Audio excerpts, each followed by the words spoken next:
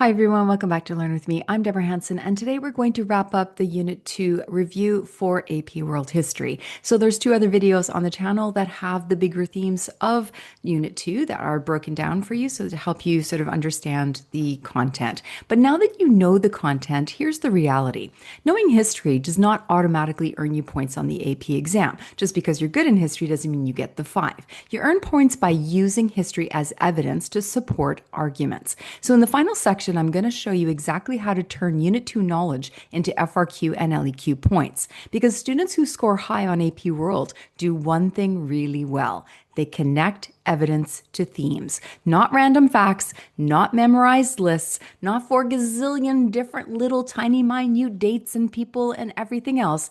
Thematic historical arguments. Every Unit 2 question usually connects to one of these 4 things: political, how trade strengthened states or empires; economic, how trade increased wealth and commercial systems; cultural, how trade spread religion and ideas; environmental biological, how trade spread crops, disease, and environmental change. If you can identify the theme first, the writing becomes much easier. So as I mentioned earlier, you don't need a ton of examples. Like you don't need 50, 60, 70 examples for each theme. You need about 8 to 10 flexible examples that you can explain deeply. So here's your Unit 2 power evidence list: Mongols, Pax Mongolica; the Black Death; Champa Rice; Swahili Coast; Mansa Musa; the Compass and Maritime Technology; Bills of Exchange; Caravanserai; Spread of Islam; agricultural diffusion.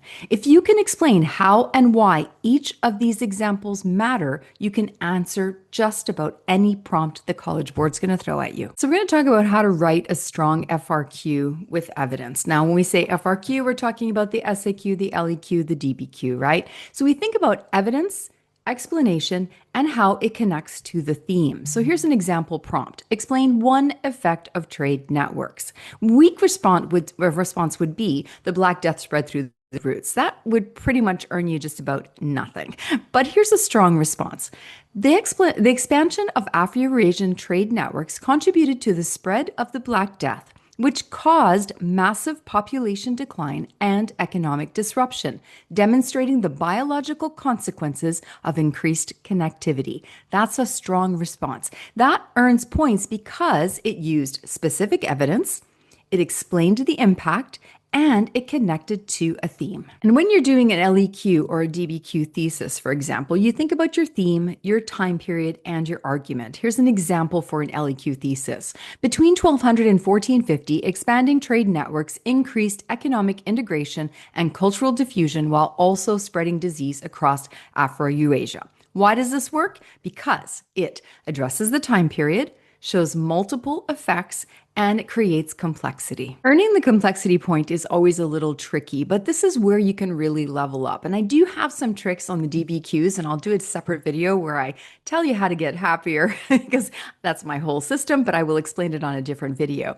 High scoring essays show both sides of historical changes. For example, trade increased wealth and cultural exchange, but trade also spread disease and environmental damage. Balanced arguments show deeper historical understanding, and AP readers love this. So if you do see comparison prompts, you need to compare things like, for example, the Silk Roads led to luxury goods, land routes. Indian Ocean is bulk goods, maritime trade, trans-Saharan trade network, gold trade, African state growth. Here's an example. While both the Silk Roads and the Indian Ocean networks facilitated cultural exchange, the Indian Ocean trade system enabled greater bulk trade due to maritime technology. Now that is exam-ready writing, and you can do this if you start connecting your themes to your evidence. If you do get a question where you get stuck, always return to connectivity. I remember my students last year on the DBQ, this was the 2025 exam, on one of the DBQs they mentioned pirates. A lot of them got so stuck on pirates. All they could think about was pirates,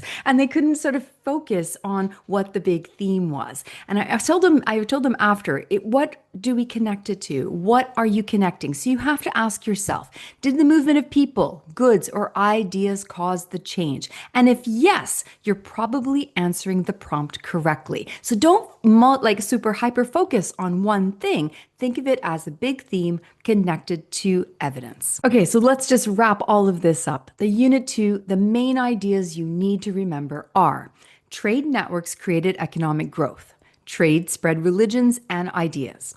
Trade strengthened political states. Trade spread disease and environmental change. If you can remember these and provide a couple of examples for each one of those, you're good to go for Unit 2.